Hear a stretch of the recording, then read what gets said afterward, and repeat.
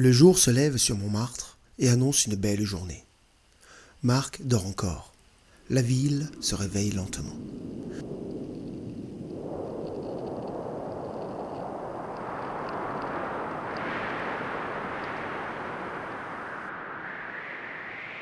Déjà au loin, le périphérique a commencé sa ronde infinie.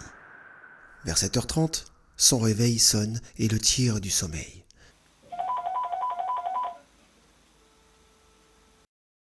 Les rideaux s'ouvrent et laissent entrer la lumière, puis son regard se porte sur les géraniums, le ciel qui devient de plus en plus bleu et en arrière-plan, les toits de Paris.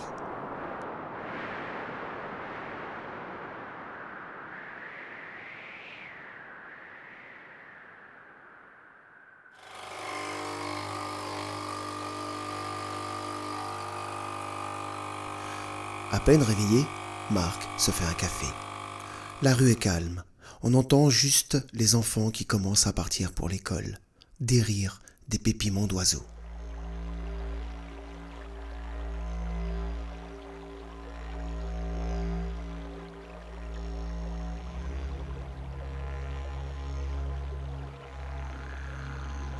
Quelque temps plus tard, Marc ouvre la porte de l'immeuble, puis celle de son jardinet et s'en va vers son travail. En passant, il dérange une troupe de pigeons qui s'envolent en bruissant. Montmartre est un village. Fut un temps, tout le monde se connaissait.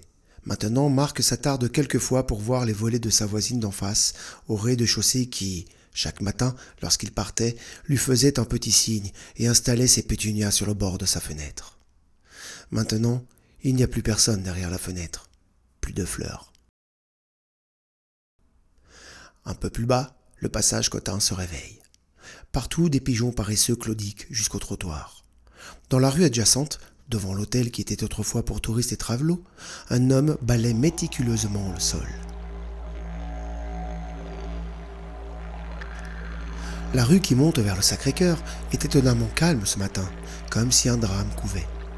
De nouveau, Marc pourrait voir les fenêtres du 2e étage, où autrefois sa voisine d'en face, Paulette, l'interpellait d'un « Salut mon chéri !» Elle aussi est morte. Ses fenêtres restent fermées. On ne sait même pas qui y habite. C'est une rue piétonne qui sert maintenant à faire pisser les chiens, à recueillir des touristes en bande autorisée. Le soir, à la fraîche, on les entend descendre en groupe. Certains sont avinés et chantent à tue-tête leur joie d'être ensemble dans le Montmartre d'Amélie Poulain. Il y a peu, à certaines heures, on voyait monter un monsieur très âgé qui discutait avec le facteur. Lui aussi a disparu. Le facteur passe toujours, mais beaucoup plus tard, et personne ne s'arrête pour lui parler. Pourtant, le vieux monsieur racontait qu'il avait connu la rue au début du siècle et que l'immeuble de Marc n'existait pas encore. C'était une vraie ferme avec des poules en liberté. L'appartement de Marc est en désordre. De nombreux livres et partout des photos souvenirs.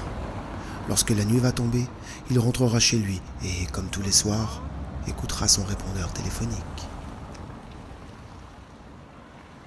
Bonjour, vous avez un nouveau message et 2 nouveaux appels en absence. Aujourd'hui, 13h06.